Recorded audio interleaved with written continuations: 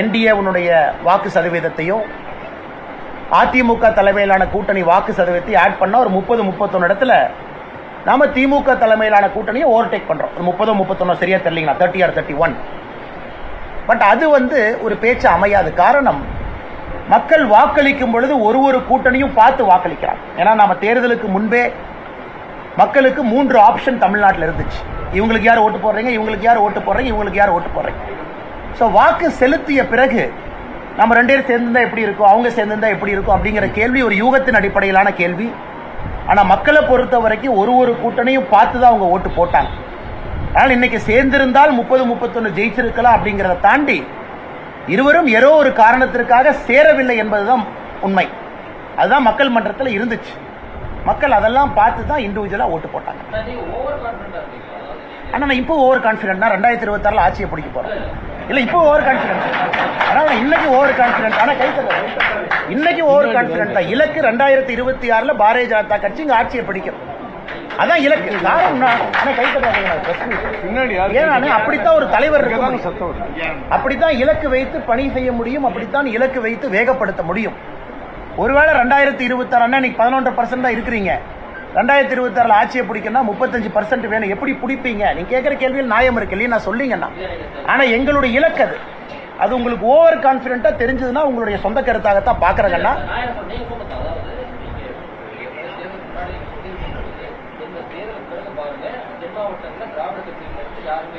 திராவிட கட்சின்னு சொன்னா, திராவிட கட்சின்னு சொன்னா அனைத்து இந்திய அண்ணா திராவிட முன்னேற்ற கழகம் சொல்லலாம். மதுரை கீழே அண்ணா ஒரு நிமிஷம் அண்ணா, நீங்க பாருங்க. இன்னைக்கும் தென் மாநிலத்தில் முதல் இலக்கு பாரதிய ஜனதா கட்சி எங்கே செல்ல வேண்டுமோ, தேசிய ஜனநாயக கூட்டணி எங்கே செல்ல வேண்டுமோ அங்க ரீச் ஆயிருக்கு. என்னை குறிப்பாக அதிமுகவுடைய வாக்கு வங்கி நீங்க கன்னியாகுமரியில் பாருங்க. கன்னியாகுமரியில் ஆரம்பிச்சு திருநெல்வேலிக்கு வாங்க, எல்லா இடத்துலையும் பாருங்க. எந்த கட்சி குறை சொல்ல விரும்பலாம். தமிழகத்தை பொறுத்தவரை 3 முனை போட்டி 2 முனை போட்டியா மாறணும். 2 முனை போட்டியாக மாறும் பொழுது மட்டும்தான் பாரதிய ஜனதா கட்சியினுடைய வெற்றி வாய்ப்பு தென் மாவட்டத்தில் சாத்தியம். இன்னைக்கு அது நடந்திருக்கு, கடுமையா உழைச்சிருக்கிறாங்க. தென் மாவட்டத்தில் நேர்மையான அரசியலை பாரதிய ஜனதா கட்சி கையில் எடுத்துட்டு போயிருக்கு. நயினார் அண்ணன் தோக்கடிக்கணும் 2 அமைச்சர் போய் நைட் உட்கார்ந்து யாரும் பணம் கொடுக்கல பாரதிய ஜனதா கட்சியில் அந்த மாதிரி. அதனால் வருகின்ற காலத்தில் நிச்சயமா மக்கள் அந்த வெற்றியை கொடுப்பாங்க. நாங்கள் செல்லக்கூடிய பாதையில் ஒழுக்கமா இதே மாதிரி அரசியலை செய்து கொண்டு செல்லணும் என்பதுதான் மக்கள் சொல்லி இருக்கக்கூடிய செய்திங்க.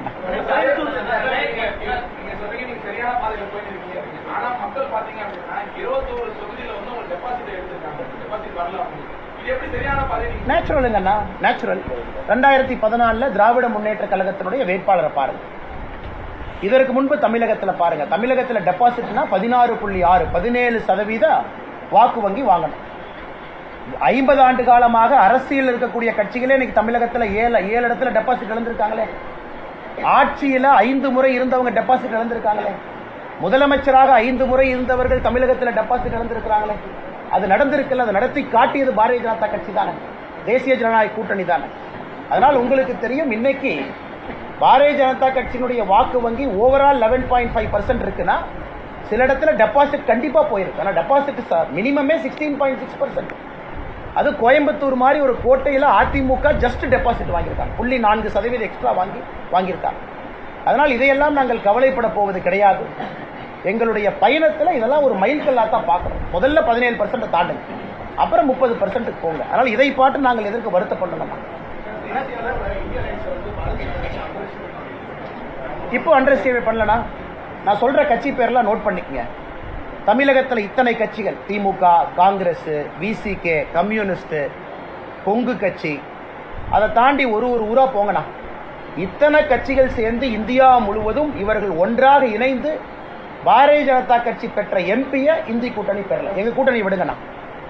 பாரதிய ஜனதா கட்சி நாங்கள் பெற்றிருக்கக்கூடிய எம்பி 240. இந்தி கூட்டணி பாரதிய ஜனதா கட்சி ஆட்சிக்கு வரக்கூடாது என்று தடுப்பதற்காக இவ்வளவு பெரிய கூட்டணி அமைச்சாங்க.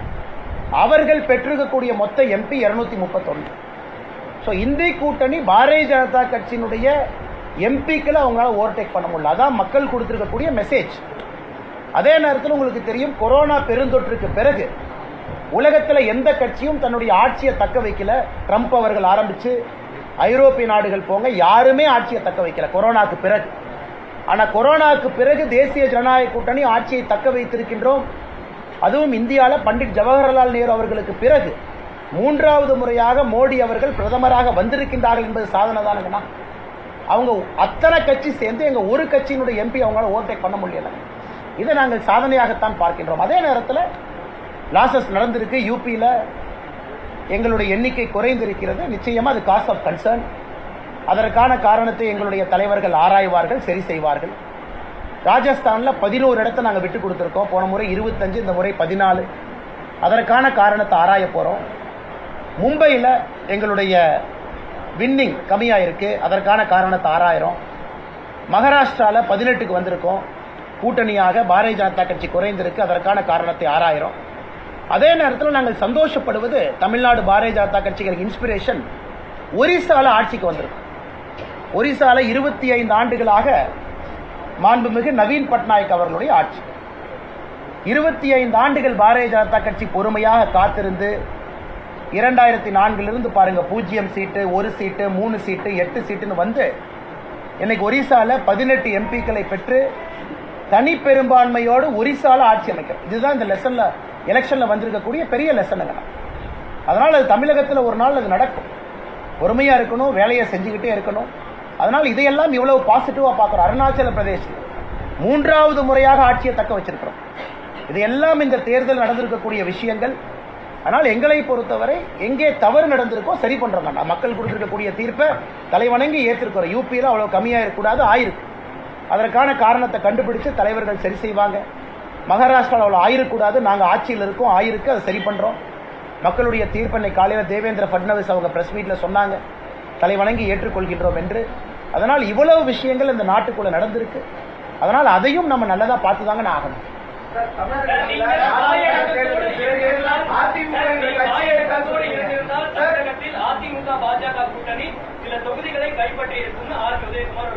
அட்லீஸ்ட் இப்ப சொல்றாங்கல்ல, இதுக்கு முன்னாடி என்ன சொன்னாங்க? நோட்டா கட்சி அவங்க தானே சொன்னாங்க. இப்ப அந்த புத்தி வந்திருக்குல்ல அவங்களுக்கு. இதுக்கு முன்னாடி என்ன சொன்னாங்க? நோட்டா கட்சி கூட்டணிக்கு வந்து பாரதிய ஜனதா கட்சி கொடி பிடிக்க கூடாது, கொடி இல்லாம 2019 தேர்தல் பிரச்சாரத்துக்கு வரணும், தேர்தல் பிரச்சாரம் நாங்களே பண்ணிக்கிறோம், நீங்க சும்மா இருந்தா போதும், 5 சீட்டு வாங்கிட்டு கூட்டணி, இதெல்லாம் சொன்னது யாருங்கண்ணா?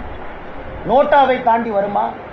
3% தாண்டுமா? இன்னைக்கு அதிமுக என்ன சொல்றாங்க? நாங்கள் ஒன்றாக இருந்திருந்தால் ஜெயிச்சிருப்போம். அது சொல்றதுக்கு இத்தனை வருஷம் ஆச்சாங்கண்ணா. அது சொல்றதுக்கு இத்தனை, இது ஏன் முன்னாடி சொல்லல? இதையே முன்னாடி சொல்ல. நான் தலைவர்களை பத்தி என்ன தப்பா பேசினேன்? நான் எங்க தப்பா பேசலையா? பேசினது தான் இப்பவும் பேசிட்டு இருக்கேன். ஒரு நிமிஷம், அந்த கேள்வியை முடிச்சுட்டு உங்களுக்கு வரேன். அந்த கேள்வியை முடிச்சுட்டு வரேன். அதனால இன்னைக்கு பாரதிய ஜனதா கட்சிக்கு தமிழகத்திலே தலை நிமிர்ந்து நடக்கும் அளவுக்கு எங்களுடைய தொண்டர்களுக்கு மரியாதை வந்திருக்கு. அது பெரிய விஷயம். ஒரு தொண்டனுக்கு ஒரு கட்சியில மரியாதை தர. என் தொண்டை இன்னைக்கு தலை நிமிர்ந்து நடக்கிறான். 23 இடத்துல கட்சி கொடியை பிடித்து ஓட்டு கேட்கிறான். 30 ஆண்டுகளாக போட்டியிடாத தொகுதியில போட்டிட்டு இருக்கோம்.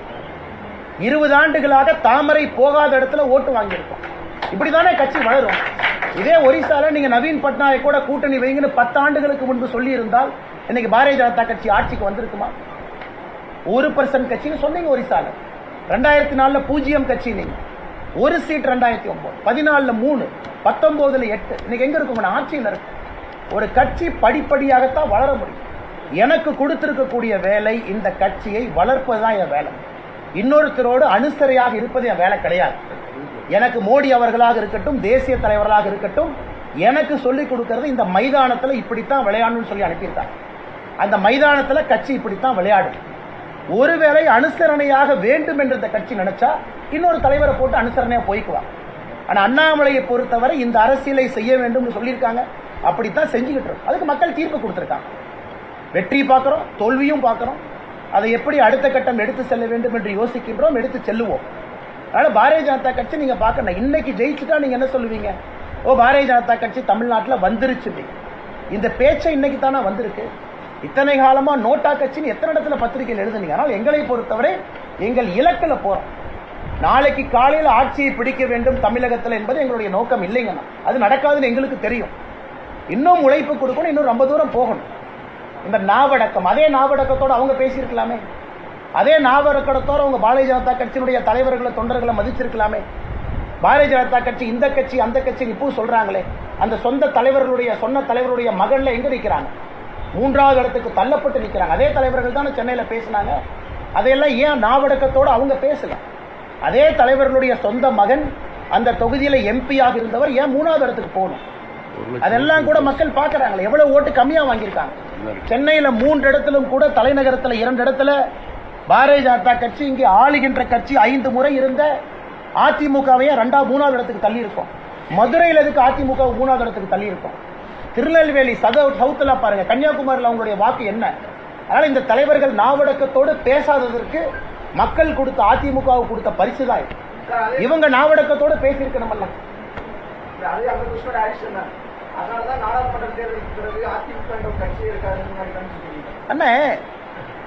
ஒரு கட்சி எப்ப இருக்கும்? எம்பிக்கள் இருக்கணும், எம்எல்ஏக்கள் இருக்கணும்.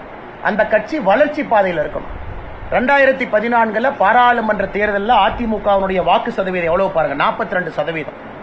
2019, 2024 அந்த கட்சியினுடைய வாக்கு சதவீதத்தை பாருங்க, ஏன் குறையுது? காரணம் நாங்களா? அவங்க பிஹேவியர். எங்க பிஹேவியர் ஒண்ணும் இல்ல. எங்க வாக்கு சதவீதம் ஏன் ஏறுது? மக்கள் நாங்கள் போற பாதை சரின்னு நினைக்கிறாங்க. ஆனால் நான் மறுபடியும் சொல்றேன்னா, எந்த கட்சி நான் குறை சொல்ல. அண்ணன் சொன்னாங்க, அண்ணா இந்த தலைவர் இன்னைக்கு காலையில் இந்த மாதிரி சொன்னாங்க, அதுக்காக நான் பதில் சொல்லிட்டு இருக்கேன். நான் யாரையும் குறை சொல்லல. அதனால் நாவடக்கம் எங்களுக்கு தேவையா, அந்த தலைவர்களுக்கு தேவையான தமிழக மக்கள் தான் பாடம் சொல்லியிருக்காங்க.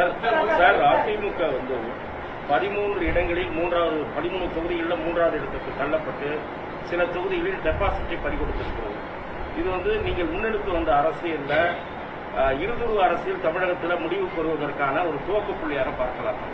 நான் 2026 எனக்கு ஹானஸ்டா கேட்டீங்கன்னாங்கன்னா, தமிழக அரசியல்ல முதலாக ஒரு கூட்டணி ஆட்சி மலரும். தமிழக அரசியல்ல முதலாக ஒரு கட்சி ஆட்சி அமைக்க முடியும் என்பதை தமிழக மக்கள் நிராகரிப்பார். இன்னைக்கு தேர்தலில் ரிசல்ட் ஒரு மாதிரி வந்திருந்தாலும் கூட, ஒரு 2 பக்கம் ஓட்டு பிரிஞ்சது, ஒருத்தர் வந்துட்டாங்க அப்படின்னு சில பேர் சொல்லலாம். ஆனால் நான் 2026 முதலாக கூட்டணி ஆட்சி நடக்கும் என்பது என்னுடைய கணிப்புங்க, நான் தனிப்பட்ட முறையில். ஏன்னா 2 துருவத்திலிருந்து 3 துருவமா மாறி இருக்கு. அதுவும் 3வது துருவம் அரசியலே நிலைத்து நிற்கும் என்கின்ற நம்பிக்கை மக்களுக்கு வந்திருக்கு. முதல்ல அது நடக்கணும். அது 2026 நடக்கும். எந்த கட்சியுமே நாங்கள் தனியாக ஆட்சியை பிடித்து விடுவோம் நினைச்சா, உதாரணத்துக்கு திமுக 2019 திமுக வாங்கின ஓட்டுக்கும் 2024 திமுக வாங்கின ஓட்டுக்கும் திமுக கொண்டாடுறாங்க. தலைவர்கள் சொல்றாங்க, ஓ இந்தி கூட்டணி ஆட்சி அமைக்கணும். 2019 திமுகவினுடைய வாக்கு 33.52%.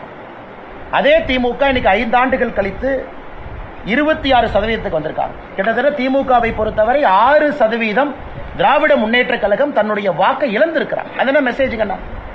அப்படின்னா 5 வருடத்தில் திராவிட முன்னேற்ற கழகம் 6% இழந்திருக்கு பாராளுமன்ற தேர்தல்.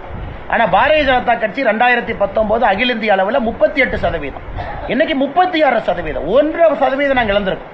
ஒத்துக்கிறோம், நாங்கள் இழந்திருக்கோம். எதற்காக இழந்தோம் என்பதை பரிசீலனை பண்றோம். மக்கள் கொடுக்கிற தீர்ப்பை நாங்கள் ஏற்றுக்கிறோம். ஆனா 6% வாக்குகளை இழந்திருக்கக்கூடிய திமுக இந்திய அளவில் ஜெயிச்ச மாதிரி பேசுறது என்ன நியாயங்கண்ணா? இன்னைக்கு பாரதிய ஜனதா கட்சிக்கு தோல்வி என்று சொல்லக்கூடிய திமுக, அவர்களுடைய வாக்கு சதவீதம் எதற்காக 6% கீழே வந்திருக்கு? நான் திமுக கூட்டணி பத்தியே பேசலாம். திமுக சிம்பலுடைய ஓட்டை பத்தி பேசுறேன் சார். 2019 டிஎம்கே சிம்பல் ஓட்டு 33.52%. 2019 திமுக சிம்பல் ஓட்டு 26.93. இது ஒரு சாதனையா நாங்க பார்க்கிறோம். தமிழகத்தில் பாரதிய ஜனதா கட்சிக்கு அந்த வாக்கு மாறி இருப்பதாக நாங்கள் பார்க்கின்றோம். காரணம், 2019 அதிமுகவினுடைய ஓட்டுக்கும் 2024 அதிமுக ஓட்டுக்கும் பாராளுமன்றத்தை பொறுத்த வரைக்கும் அதே லெவல்ல தான் இருக்கு. அப்ப திமுகவினுடைய 6% ஓட்டு எங்க போச்சுங்கன்னா, அது பாரதிய ஜனதா கட்சியின் பக்கம் வந்திருக்கு. அதைத்தான் இந்த தேர்தல் 2024 தேர்தல் சொல்லுது நாங்க பார்க்கிறோம். ஆனா நான் தமிழர் கட்சி இந்த நேரத்தில் நான் பாராட்டுறேங்க. காரணம், எங்களுக்கும் அவர்களுக்கும் அரசியல் சித்தாந்த அடிப்படையிலே கடுமையான வாக்குவாதங்கள் நடந்தாலும் கூட நேர்மையாக இந்த களத்தில் அவங்க நின்றுக்கிறாங்க. பணம் கொடுக்காம நின்றுக்கிறாங்க. நான் பாராட்டுறேன். எல்லா இடத்திலும் கூட ஒரு வேட்பாளரை கொண்டு வந்து அவங்க போட்டு ஒரு அடிப்படை கட்டமைப்பு இல்லாம தமிழகத்தில் நாம் தமிழர் கட்சி எலெக்ஷன் நின்றுருக்காங்க. அதனால நம்ம சும்மா ஒரு குற்றம் சொல்றதுக்காக ஒருத்தர் நான் குற்றம் சொல்ல விரும்புறேன். அதுவும் கூட்டணி இல்லாம தனிஞ்சு நின்றுக்கிறாங்க, புது சிம்பல்ல நின்றுக்கிறாங்க. தேர்தலுக்கு முன்பு ஒரு புது சிம்பல்ல நின்றுருக்காங்க. அதனால் நாம் தமிழரை பொறுத்தவரை தமிழகத்தில் அவர்களும் ஒரு செய்தி சொல்றாங்க, திராவிட அரசியலிலிருந்து தமிழக மக்கள் வெளியே வர ஆரம்பித்திருக்கின்றார்கள் என்பது நாம் தமிழர் கட்சியும் சொல்ற செய்தி. ஏன்னா குறை சொல்வதற்காக இந்த நேரத்தில் குறை சொன்னா என்னுடைய கடமையை நான் தப்பா செய்யறேன்னு அர்த்தம். அதனால் நாம் தமிழர் கட்சி களத்தில் எவ்வளவு கஷ்டப்பட்டாங்க அப்படிங்கறத நானும் பார்த்தேன். அதனால் நாம் தமிழரை பொறுத்தவரை அவர்களுக்கு அவங்க சித்தாந்தத்தை மக்கள் முன்னாடி வைக்கிறாங்க. நான் ஏற்கனவே சொன்னேன், தயவு செஞ்சு சீமான் என்ன கம்பேர் பண்ணி இந்த போட்டி கொண்டு வராது. இல்ல பாரதிய ஜனதா கட்சியை விட அதிக ஓட்டு வாங்கிடுவாங்க, அதெல்லாம் தேவையில்லாத வேலைங்க. அதுக்குள்ள நான் போக வேண்டாம். அவருடைய பாதையில் அவர் பயணிக்கட்டும், எங்க பாதையில் நாங்க பயணிக்கிறோம். இந்த முறை நான் இல்ல நாங்க ஓட்டு அதிகமா வாங்கிட்டோம், நாம் தமிழர் கட்சி அண்ணன் கட்சியை கலைப்பார நான் கேட்க விரும்பல. அவர் பாதை தனி பாதை, அவர் போட்டோம். ஆனால் நாம் தமிழர் கட்சி நேர்மையாக இந்த அரசியல் நின்றுருக்காங்க. தமிழக அரசியல்ல நேர்மையா வாக்கு வாங்கியிருக்காங்க. அதை இந்த நேரத்தில் நான் பாராட்டித்தான் ஆக வேண்டும்.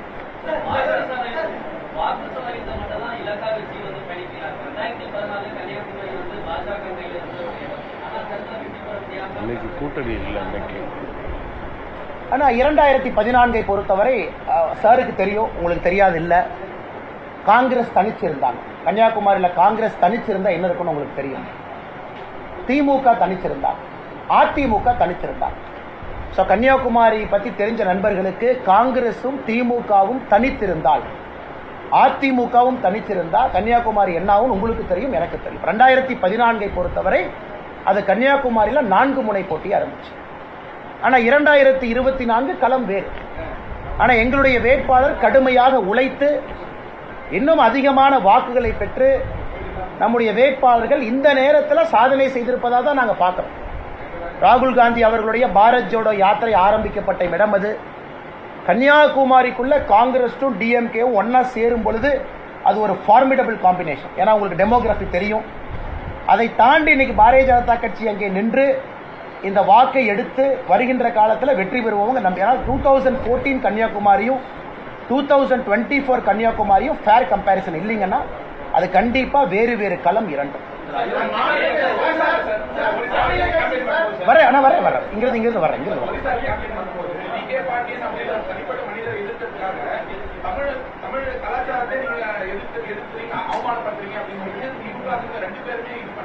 ஆனா தமிழகத்தினுடைய கலாச்சாரத்தை எங்கேயும் யாரும் அவமதிக்கவில்லை. இன்ஃபேக்ட் பாத்தீங்கன்னா தமிழகத்தினுடைய கலாச்சாரத்தை நாம போடுறோம். சரி விட்டுருங்க, நான் அந்த தமிழ்நாடு இந்த பஞ்சாயத்தை விட்டுருவேன். ஒரிசால நவீன் பட்நாயக் அவர்களை தோற்கடிக்க முடியும் யாராச்சும் இதுவரை நம்பியிருக்காங்களா? நானுமே நம்பல, ஒரு 2 ஆண்டு 3 ஆண்டுகளுக்கு முன்பு. ஆனா இன்னைக்கு எப்ப வி.கே. பாண்டியன் அவர்கள் முழு நேர அரசியலுக்கு வந்தாங்களோ ஒரிசா மக்கள் தோற்கடிச்சிருக்காங்க. என்ன மெசேஜ்ங்கன்னா, ஒரிசா மக்கள் அவர்களுடைய மண்ணை சார்ந்த அரசியலை எடுத்து நடத்த வேண்டும் என்று அவங்க முடிவு பண்ணியிருக்காங்க.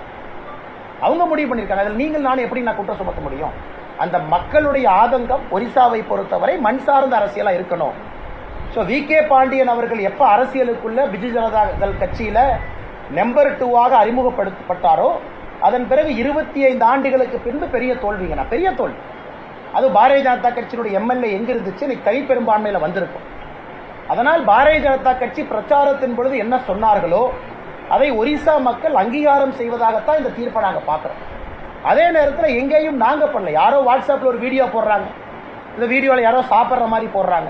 அது பாரதிய ஜனதா கட்சி நாங்க போட்டோமா, எங்க அதிகாரப்பூர்வ பக்கத்தில் நாங்க போட்டோமா, இல்ல பாரதிய ஜனதா கட்சியினுடைய தலைவர் ஒரிசாவை சார்ந்தவங்க யாராச்சும் போட்டாங்களா? யாருமே போடல. அந்த வீடியோவை யாரு கிரியேட் பண்ணாங்கன்னு தெரியாது. அந்த வீடியோவை வைத்துக் கொண்டு உங்க கருத்து கொடுக்குறாங்க. அது பாரதிய ஜனதா கட்சி அதிகாரப்பூர்வ வீடியோவே கிடையாது. இப்ப தமிழ்நாட்டில் திமுகவை பத்தி ஒரு வீடியோ வருது, அது நான் போட்டா நீங்க கருத்து எங்கிட்ட கேட்கலாம். அது வேற யாராச்சும் போட்டா கருத்து நான் எப்படி சொல்ல முடியுங்க? ஆனா தேர்தலை பொறுத்தவரை ஒரு தேர்தலும் சில நேரத்தில் ஒரு கட்சி அந்தஸ்து இழக்குது, அடுத்த தேர்தல் நடக்கும் பொழுது மறுபடியும் அந்தஸ்தை பெற்றிருக்குது. அது கிளாசிக் உதாரணம் ஆந்திர பிரதேசம். போன முறை சந்திரபாபு நாயுடு அவர்கள் தெலுங்கு தேசம் கட்சி எங்க இருந்துச்சு நமக்கு தெரியும். இன்னைக்கு தெலுங்கு தேசம் கட்சி 175 இடத்துல அப்படியே ஸ்விங் பண்ணி 158. அதனால் அரசியலை பொறுத்தவரை எப்பொழுதும் ஆச்சரியம் நடக்கலாம். ஆனா தலைவர்கள் களத்தில் வேலை செய்யணும், செஞ்சுக்கிட்டு இருக்காங்க. அதனால இங்க குறைஞ்சிருச்சு அங்க குறைஞ்சிருச்சுன்னு பாக்குறத விட இது ஒரு பாலிடிக்ஸ்ல சில நேரம் உயரமும் சில நேரம் சரிவும் வருவது சகஜம் தான் பாக்குறோம்.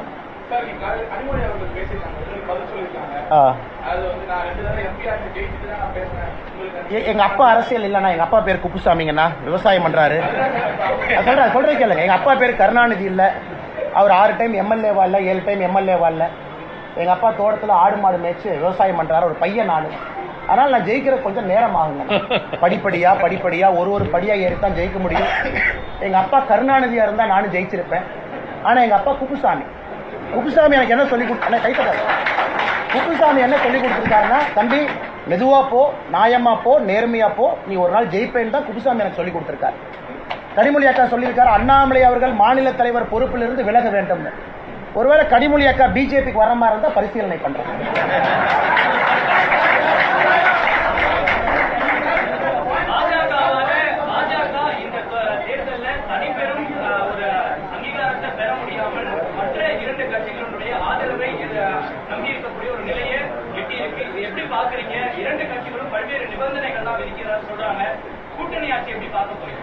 அண்ணா கூட்டணி ஆட்சி எங்களுக்கு புதிது இல்லைங்கண்ணா. அடல் பிகாரி வாஜ்பேயி அவருடைய காலத்தில் ஒரு அற்புதமான கூட்டணி ஆட்சியை நடத்தி காட்டியவர்கள் நாங்கள். இந்த முறை எங்களுடைய கூட்டணி கட்சிகள் கிட்டத்தட்ட 50 பாராளுமன்ற உறுப்பினர்களை கொண்டு வர்றாங்க, முக்கியமானவர்கள். அதனால் எங்களால் ஒரு அற்புதமான 5 ஆண்டு கால கூட்டணி ஆட்சி கொடுக்க முடியும் என்று நம்புகின்றோம். அதில் 2 முக்கியமான தலைவர்கள், திரு சந்திரபாபு நாயுடு அவர்கள், திரு நிதிஷ்குமார் அவர்கள் இணைந்து எங்க விஷனை ஷேர் பண்ணி எங்க கூட நிக்க போறாங்கன்னா, ஆனால் எங்களுக்கு இது புதிதில்லை. ஏற்கனவே சொன்னது போல கூட்டணி ஆட்சி மிக திறமையாக சிறப்பாக எங்களால் நடத்தி காட்ட முடியும் என்பதை நரேந்திர மோடி ஐயா காட்டுவாங்க. 10 ஆண்டு காலமாக ஆட்சி எப்படி நடந்துச்சோ அதே மாதிரி தாங்க ஆட்சி நடக்கும். அதில் எந்த விதமான மாற்றமும் இருக்காது. கூட்டணி ஆட்சிக்காக பாரதிய ஜனதா கட்சி தன்மையை மாற்றிக்காதுங்கன்னா, எல்லோருமையும் அரவணைத்து 10 ஆண்டு காலமாக செய்த அதே சாதனையை மறுபடியும் செய்வாங்க. 2 தலைவர்களும் டெல்லியில் இருக்கிறாங்க. 2 தலைவர்களும் என்டிஏ மீட்டிங்ல பங்கேற்றுக்கிட்டு இருக்காங்க. 2 தலைவர்களும் ப்ரீபோல் அலையன்ஸ் எங்களோட வந்தவங்க. 2 தலைவர்களும் எலெக்ஷனுக்கு பின்னாடி அலையன்ஸ்க்கு வரல. 2 தலைவர்களும் குறிப்பாக நிதிஷ்குமார் அவர்கள் எனக்கு அது வேண்டாம் என்று சொல்லி வந்தவங்க. இந்தி கூட்டணியை ஆரம்பத்திலே உருவாக்குவதற்கு காரணமான நிதிஷ்குமார் அவர்கள் வேண்டாம் என்று சொல்லிவிட்டு எங்களோடு வந்து இணைஞ்சவங்க. அதே போல சந்திரபாபு நாயுடு அவர்கள் தேர்தலுக்கு முன்பு எங்களோடு வந்து கூட்டணி ஃபார்ம் பண்ணாங்க. அதனால் நண்பர்கள் புரிந்து கொள்ள வேண்டும், இட்ஸ் a ப்ரீ-போல் அலையன்ஸ். இது வந்து அலையன்ஸ் ஆஃப் கன்வீனியன்ஸ் இல்லைங்கண்ணா. தேர்தலுக்கு மத்தியிலே நாங்கள் இணையவில்லை. அதனால் இது நிலைத்திருக்கக்கூடிய ஒரு அங்கீகாரம் பெற்றிருக்கக்கூடிய கூட்டணிங்கண்ணா. ஆனா எந்த விவகாரமும் யாருக்கும் கை கொடுக்கும் என்று யாரும் சொல்ல முடியாதுங்கண்ணா. உதாரணத்திற்கு ஓட்டு போடுற மக்கள் பல விஷயத்தை பார்த்து ஓட்டு போடுறாங்க. தமிழ்நாட்டினுடைய தன்மை வேறு, கர்நாடகாவினுடைய தன்மை வேறு. இதே நீங்க தெலங்கானால பாருங்க, பாரதிய ஜனதா கட்சி 4 இடத்திலிருந்து 8 இடத்துக்கு வந்திருக்கு. கர்நாடகாவில் காங்கிரஸ் ஆளுகின்ற காங்கிரஸ் அவ்வளவு வலிமையான காங்கிரஸ் இருந்தும் பாரதிய ஜனதா கட்சி 22 ஜெயிச்சிருக்கு. ஆனால் இந்தியாவை பொறுத்தவரை இந்த தேர்தலில் ஒரு மாநிலத்தில் ஒரு விதமான பிஹேவியர் இருக்கு. அதனால் மக்களை பொறுத்தவரை லோக்கல் பிரச்சனையை பார்த்தாங்க, அந்த மாநிலத்துக்கான பிரச்சனையை பார்த்தாங்க, தேசிய பிரச்சனையை பார்த்தாங்க, பல விஷயங்களை பார்த்து கலந்து வாக்களித்திருக்கின்றார்கள் என்பதுதான் உண்மை. ஆனா தமிழகத்திலிருந்து எல்லோருக்கும் கொடுத்திருக்கக்கூடிய பணி, அடுத்து 2026 பாரதிய ஜனதா கட்சி ஆட்சிக்கு வருவதற்கு இங்கே உழைக்க வேண்டும் என்பதுதான் எங்களுக்கு கொடுத்திருக்கக்கூடிய பணிகள்.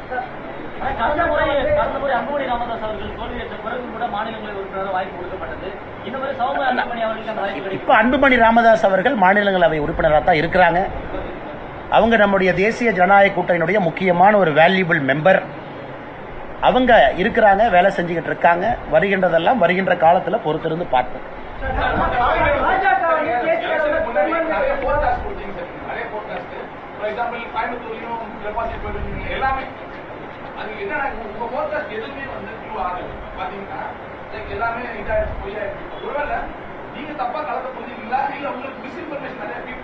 யாரு மிஸ்இன்ஃபர்மேஷன்ல ஃபீட் பண்ணீங்கன்னா, 0.4% ஒருத்தர் டெபாசிட் வாங்கினாங்க. அது எப்படி மிஸ் இன்ஃபர்மேஷன் சொல்லலாம்? 16.6 வாங்கினா டெபாசிட் போயிடும். அந்த கட்சி 17 வாங்கிட்டாங்க. அது எப்படி தவறுனா? எப்படி இருந்தாலும் அந்த தன்மை நான் சொன்னது உண்மைதானே. சவுத்தில் நீங்க பாக்குறீங்க, அரசியல் மாற்றத்தை பாக்குறீங்க, உண்மைதானே.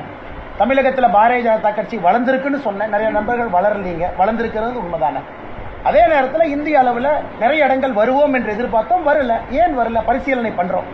அப்ப நான் சொன்னதெல்லாம் நடந்தா நான் கடவுள் ஆயிடுவல? நான் கடவுள் இல்ல, சாதாரண மனிதன் தான். அதனால் வருகின்ற காலத்தில் இன்னும் சரியாக களத்தை பார்ப்போம். அதை ஏற்கனவே நண்பருக்கு சொன்னது போல, இப்போ உங்க எக்ஸ்பெக்டேஷனை இந்த அளவுக்கு வளர்ந்துருக்குன்னா நீங்களும் உள்ளூர் ஒப்புக்கொள்ளுகின்றீர்கள், பாரதிய ஜனதா கட்சி வளர்ந்துருக்கு. ஆனா எதிர்பார்த்த அளவுக்கு வருகின்ற காலத்தில் அந்த இடத்தை நாங்கள் அடைவோம். அண்ணா சத்தமா சொல்லுங்கண்ணா. அண்ணா விளவங்கோடை பொறுத்தவரை குறிப்பாக நம்முடைய நந்தினி அவங்க இந்த முறை போட்டியிட்டாங்க. இதற்கு முன்பு அங்க இருக்கக்கூடிய சட்டமன்ற உறுப்பினர் அக்கா அவர்கள் ராஜினாமா குடித்த பிறகு நம்முடைய தேசிய தலைவர்கிட்ட ஒரு கருத்து வச்சாங்க.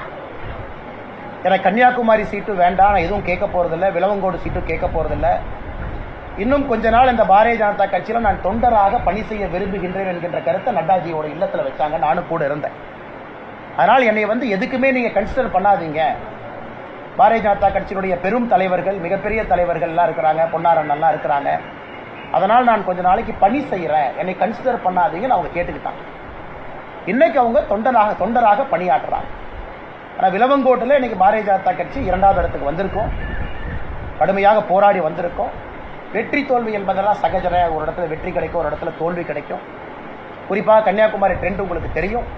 அதனால் எங்களுக்கு விஜயதாரணி அக்கா இருக்கிறாங்க, நிறைய தலைவர்கள் இருக்கிறாங்க, கடுமையாக உழைப்பான அடுத்த முறை நாங்கள் ஜெயிக்கிறோம். ஆனால் இந்த முறை வெற்றி பெற்றிருக்கக்கூடிய வெற்றி வேட்பாளருக்கு எங்கள் வாழ்த்துக்களையும் தெரிவிச்சு. அண்ணா கொஞ்சம் சத்தமாக சொல்லுங்கண்ணே. அண்ணா இன்னைக்கு நம்ம 2026 பேசிட்டு இருக்கோண்ணே. மோடி ஐயா பதவி ஏற்கணும், அதுக்கு 2-3 நாள் பாக்கி இருக்கு. பதவி ஏற்று எங்களுடைய சாதனையை நீங்க பார்க்கணும். இதெல்லாம் நீங்க பார்ப்பீங்க. அதற்கான நேரமும் காலமும் வரும்பொழுது பேசுவாங்க. இவர் கேட்கவே இல்லை, அவர் கொடுப்பாரு. என்ன சும்மா இருக்கா கேட்கவே இல்லை.